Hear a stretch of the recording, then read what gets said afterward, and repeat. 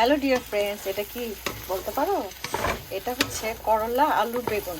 এটা দিয়ে আমি আদা, কালি জিরা আর হচ্ছে আমাদের রাঁধুনির মশলা থাকে না, যেটা দিয়ে শুকত, বিশেষ করে শুকত বলে, যেটা অনেক সময় সরিষাও দেওয়া যায় ফোড়নে। আমি আজকে দিইনি, একটু ডিফারেন্ট করেছি।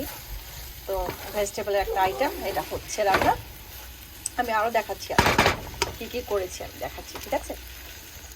এই যে এটা হচ্ছে আমার পুঁই শাক, চিংড়ি মাছ দিয়ে আলু বেগুন দিয়েছি, হ্যাঁ, রসুন আর পাঁচ ফোড়ন দিয়ে, খুব মজার একটা, আমার খুব ফেভারিট আর কি।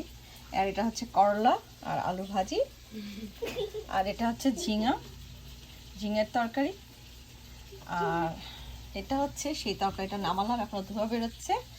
এখন আরেকটা তরকারি বসিয়ে দিয়েছি, একটু দেখাই।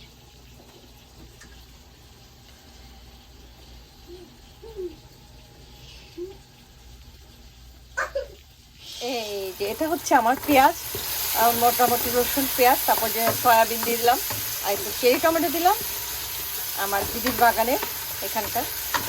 আর হচ্ছে একটু এই যে মশলার সাথে সয়াবিনগুলো একটু কষিয়ে নিচ্ছি। তারপর কষানোর পর আর একটু মশলা দিব, যেগুলো ধনিয়া, জিরার গুঁড়া, ধনিয়া, লবণ, হলুদ, ওগুলো বাকি আছে, একটু মরিচও দিব, করে একটু কষাবো। তারপরে দিচ্ছি এর মধ্যে কি দেখায়। মোটামুটি এখন জিরার গুঁড়া, ধনিয়ার গুঁড়া সব দিয়ে দিলাম, কয়েকটা শুকনো মরিচ দিলাম। মোটামুটি মাংসের যা মশলা এগুলো দিয়েছি। এই যে মোটামুটি তেলটা বের হয়ে গেছে। এখন এর মধ্যে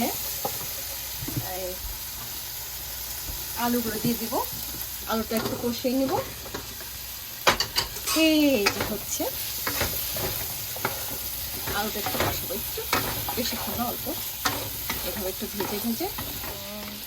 এই যে মোটামুটি আলুটা একটু সুন্দর ইয়েলো কালার একটু ভাজা চলে এসেছে না, বেশি হলে এটা বেশি নরম হয়ে যাবে, তো তার আগে একটু ভেজে নিলাম, ওই নরম হতে দিলাম না। তারপরে আমি এই যে আমার ফেভারিট এঁচড়, কাঁচা কাঁঠাল, এটা ঝরিয়ে রেখেছিলাম, আর একটু ধুয়ে হালকা করে গরম জলে এখন এটা দিয়ে দিচ্ছি।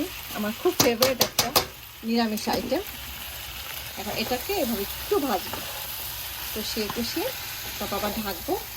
তারপরে নামানোর আগে একটু মোটামুটি ঝাল লবণটা দেখে একটু জিরার গুঁড়া আর একটু মাংসের মশলা, যেটা আমি বাসায় বানাই, ওটা দিয়ে দিব। ওর মধ্যে এলাচি, দারচিনি, তেজপাতা, লবঙ্গ, গোলমরিচ সব আছে, ওটাও দিয়ে জাস্ট একদম মাংসের মতো এটা ফ্লেভার হবে। খুব মজার একটা রান্না এটা হচ্ছে। আর পাশাপাশি এটার সাথে এটা শেষ হলে করবো বেগুন ভাজি, আমার ছেলের ফেভারিট। এরপরে এই আইটেম সব নিরামিষ আইটেম। তো কেমন লাগলো বন্ধুরা জানাও, কার কার এগুলো খেতে ভালো লাগে। আর ভালো থেকো, সবাই হেলদি ফুড খেও। Thank you so much.